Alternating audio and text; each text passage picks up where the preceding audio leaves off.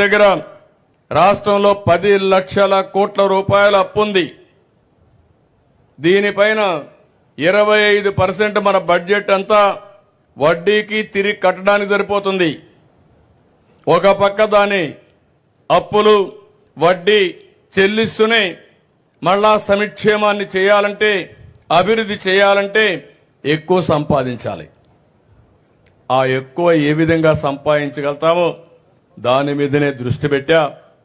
చరిత్రలో ఎప్పుడూ జరగని విధంగా 12.92% 9 నెలల పరిపాలనలో గ్రోత్ వచ్చిందంటే అది తెలుగుదేశం పార్టీ సుపరిపాలన ఫలితం అని చెప్పి కూడా నేను మీకు తెలియజేస్తున్నా. ఈ రోజు మీరందరూ గుర్తుపెట్టుకోవాలి, 94 కార్యక్రమాల్లో వచ్చిన డబ్బుల్ని గత ప్రభుత్వం డైవర్ట్ చేసేశారు, వేరే దానికి వాడుకున్నారు.